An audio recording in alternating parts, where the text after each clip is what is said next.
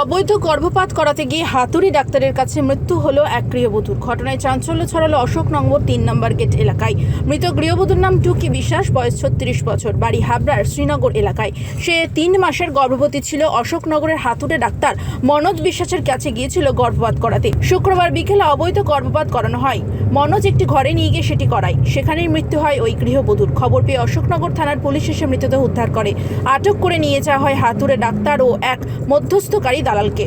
অভিযুক্ত হাতুড়ে ডাক্তার এর আগেও এলাকার একটি নার্সিংহোম থেকে শিশু পাচার চক্রে জড়িত ছিল বলে গ্রেফতার করা হয়েছিল এবং সে জেলও খাটে। আমার এর যে হাজব্যান্ড যে মারা গেছে টুকি বিশ্বাস, তার হাজব্যান্ড বাপি বিশ্বাস আমার বাড়ির পাশে বাড়ি, আমার ছোট ভাইয়ের মতন। শ্রীনগর হাবড়া শিব মন্দির পাশেই আমাদের বাড়ি।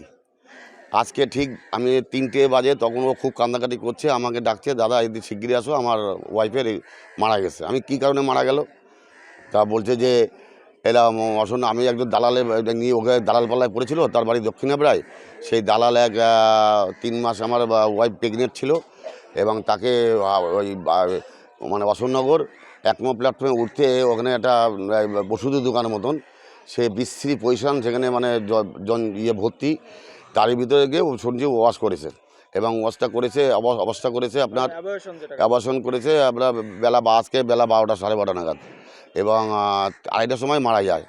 আজকে নারী দিবসে এরকম একটা দুর্ঘটনা হলো, খুবই মর্মান্তিক। এবং এর বাড়িতে কেউ নাই, এক বুড়ি শাশুড়ি আছে এবং এর স্বামীকেও হয়তো পুলিশ প্রশাসন নিয়ে গেছে জিজ্ঞাসাবাদ করার জন্য, কিন্তু স্বামী হয়তো জানে না অনেক কিছুই।